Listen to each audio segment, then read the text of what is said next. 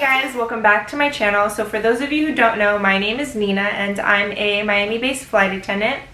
In today's video, I'll be answering the top 10 most frequently asked questions by you guys. This video is in collaboration with Christine, aka Primrose Parish. She went ahead and tagged me, as well as other flight attendant YouTubers if you guys want to check out her videos. She's also a mother to lovely, beautiful girls, so if you guys want to see that perspective of being a parent and also being a flight attendant, definitely go check out her videos. Before I begin, I just want to say I love this whole flight attendant YouTube community.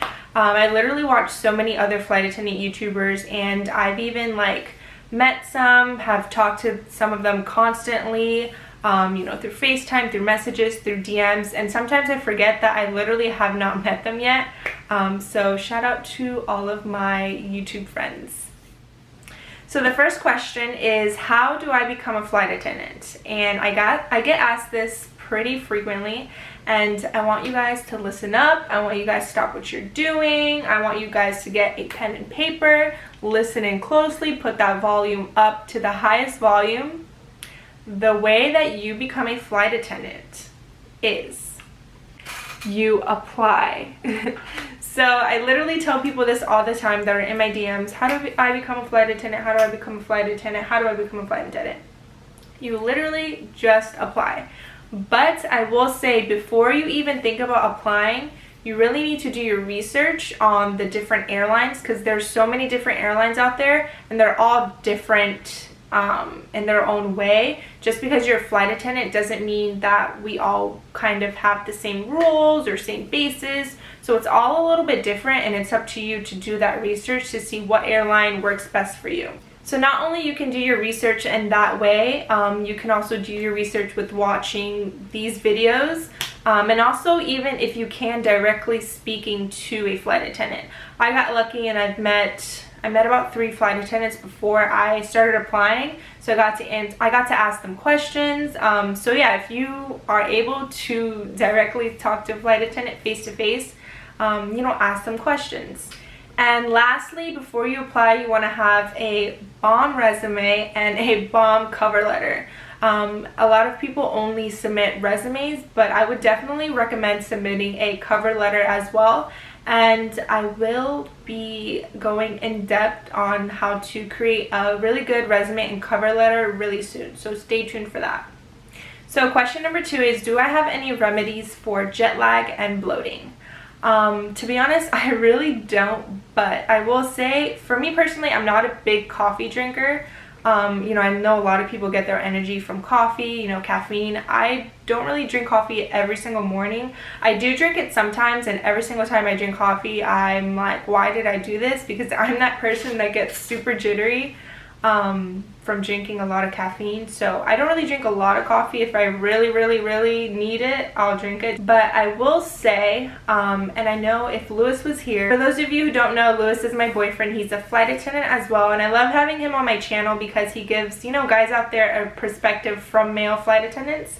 So if he was here, he would mention meditating is great for jet lag. He's been meditating for a while now, and he tries to meditate at least twice a day.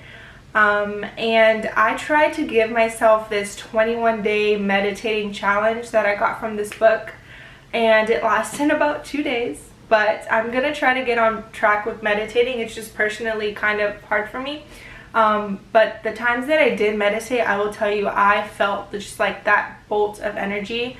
Yeah, meditating for 15 minutes, once right in the morning and once right before lunch, or even first thing in the morning, if you could only, you know, give yourself 15 minutes for yourself for meditating, I would definitely try it out. And I actually learned a lot from this book that I'm going to quickly mention. It's called Stress Less, Accomplish More.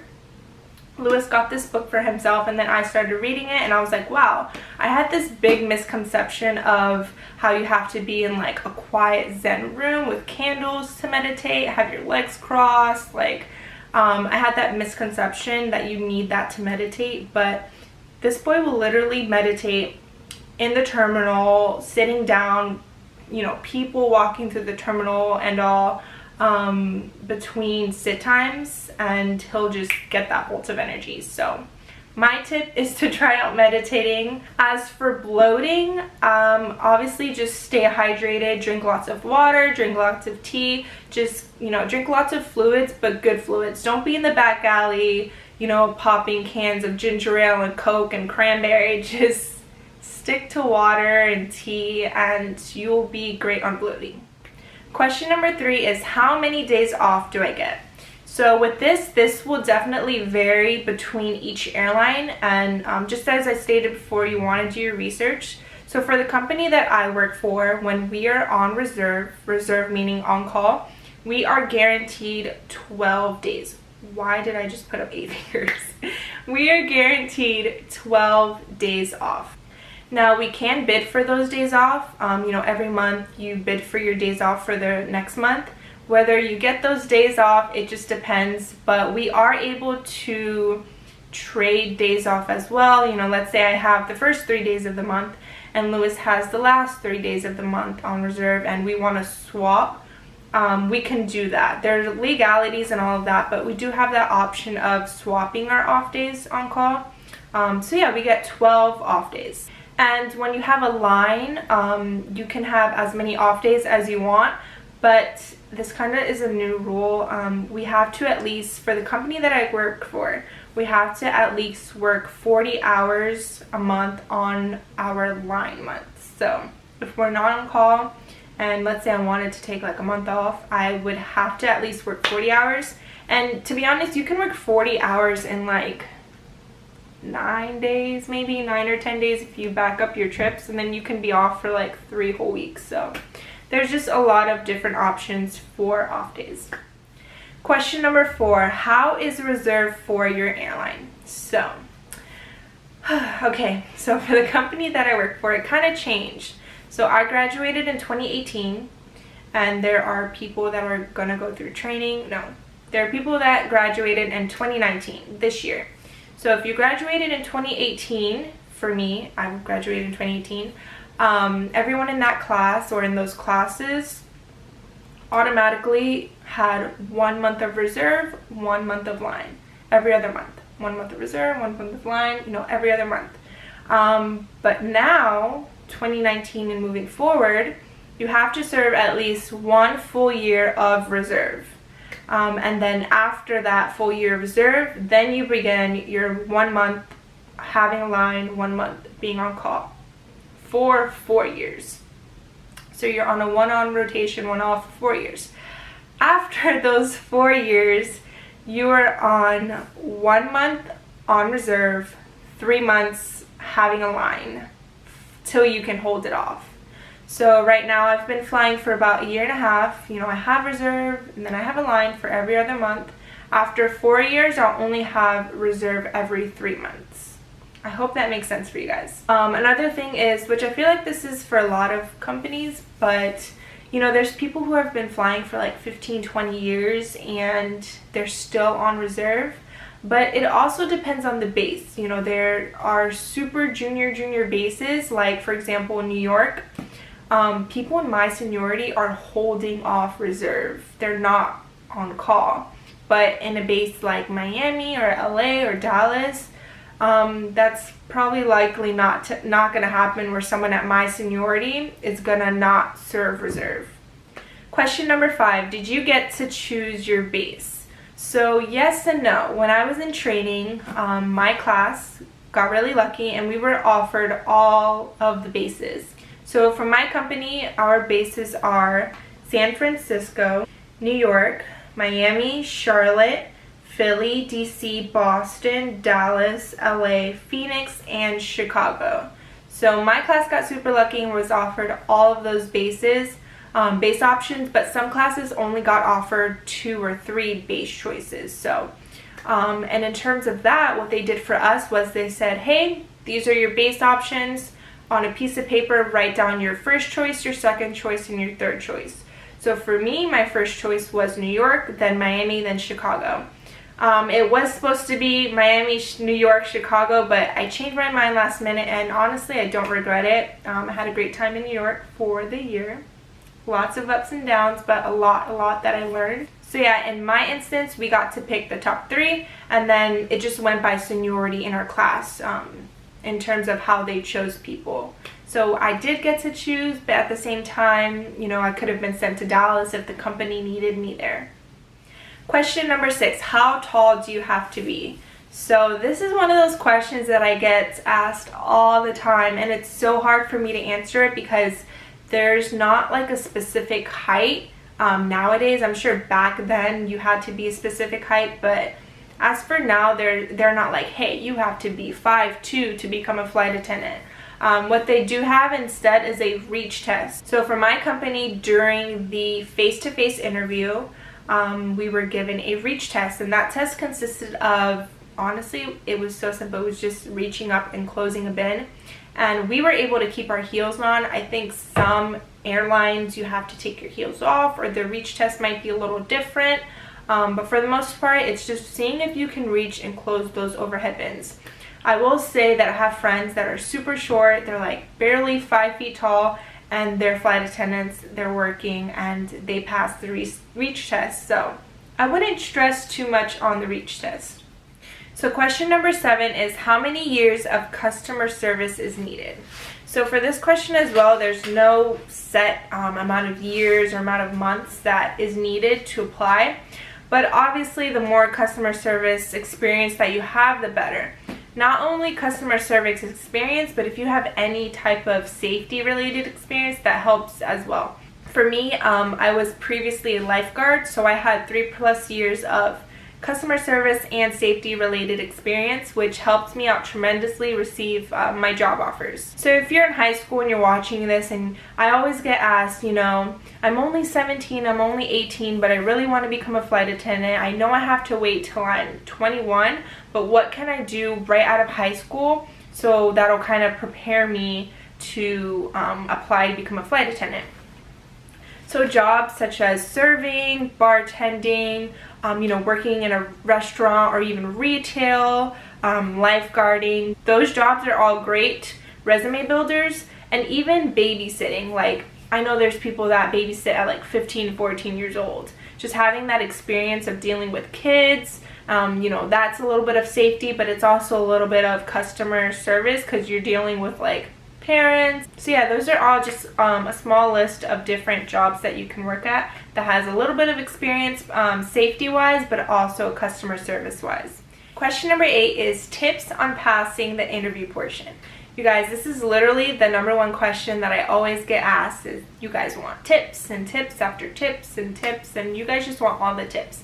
And I get it, I understand, that's kind of part of doing your research, is reaching out to flight attendants and asking for tips. Obviously, I have tons and tons of videos of, you know, explaining tips specifically on phone interviews, on video interviews, on face-to-face interviews, what to wear, all of that. But I'm just gonna narrow it down to 3 tips that I have for you guys, for everyone that will help during the interview process. Number 1 is, obviously, like I've mentioned before, do your research. Don't just say, oh, I want to become a flight attendant, you know, put together a sloppy resume, cover letter, submit, and think, wow, why am I not hearing back? So you want to do at least a little bit of research on what you're applying to. Applying to become a flight attendant is very, very different than applying to work at an office.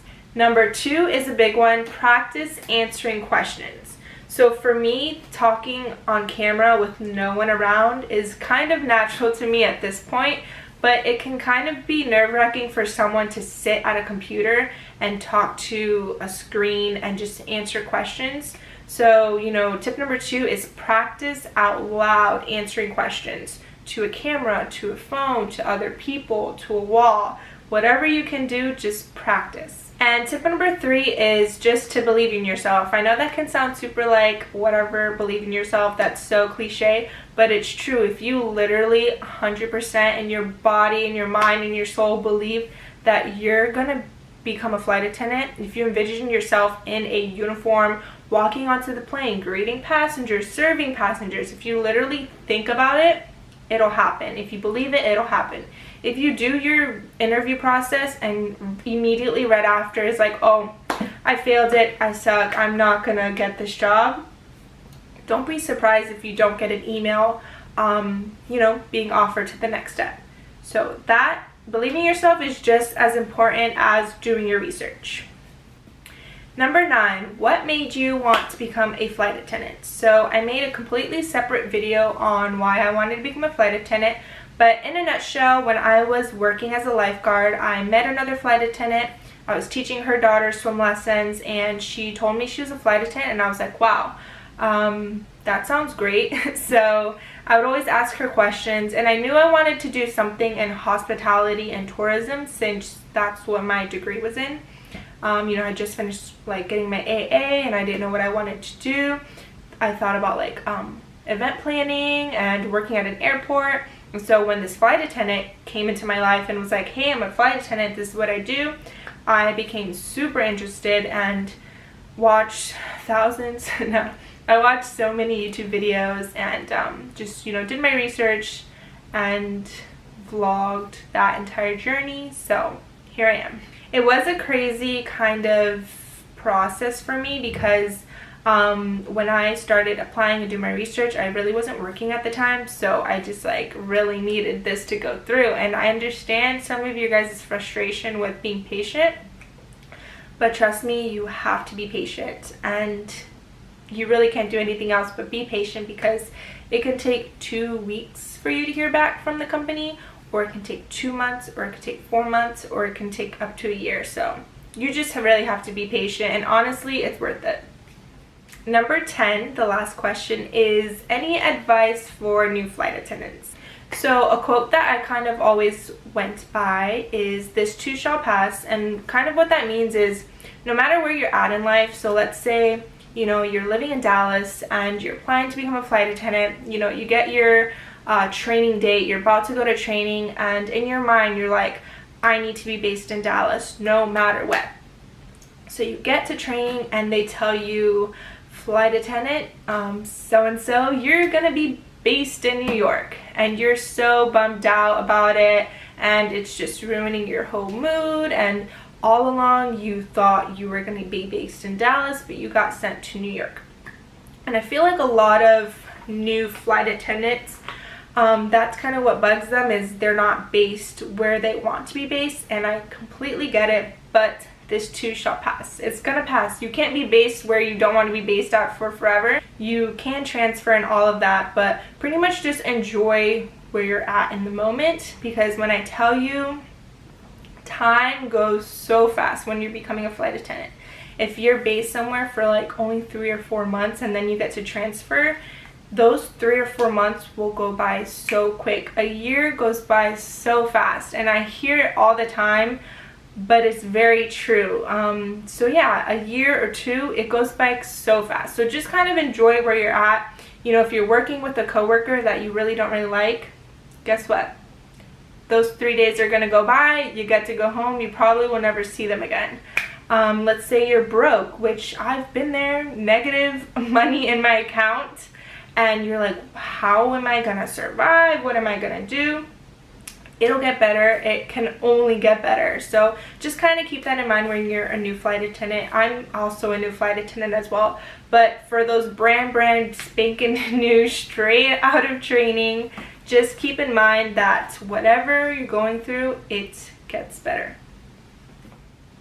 And there is a bonus question, which I love that there's a bonus question. Who would I love to collaborate with?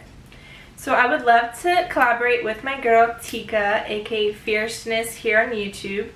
She is a flight attendant based for a major airline, and she's so inspirational. I love her channel. She also cooks so well. I've never tried her food yet. Maybe one day I will be blessed enough to try her food, but she's always posting cooking stuff. The type of video that I would love to collaborate with her on is a makeup like challenge. I think that would be so fun because we're both super into makeup and beauty. So yeah, Fierceness, if you're watching this, hit me up. But yeah, in terms of non-flight attendant YouTubers, I would love to collaborate with the Vlog Squad. If you guys watch them, you know what I'm talking about. David Dobrik, Heath, Zane. I think they're so funny, and I love that Heath and Zane came out with the podcast, so that's super cool as well. But yeah, I just love that whole little friend group. I feel like they talk in theory just like I do. If you watch them, you know what I'm talking about.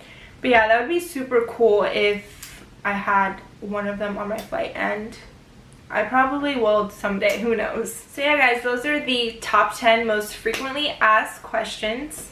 And I want to go ahead and tag Wildly Diera. She's also obviously another flight attendant YouTuber. I love her channel. I love how passionate she is about YouTube, and I feel like so am I. We have a lot of similarities in that sense. Also with self-help and just really taking care of yourself and 100% believing in yourself. So she's also super motivational and inspirational, and definitely go check out her channel, check out her videos, and stay tuned for her frequently asked questions tag. And as always, thank you guys so much for watching. Make sure to hit the subscribe button down below, turn on your post notifications, and give this video a thumbs up if you enjoyed it. I am posting consistently. I'm posting every Mondays and Thursdays. So every Mondays and Thursdays, expect a video from me. Thank you again to everyone who supports my channel, and I'll see you guys next time.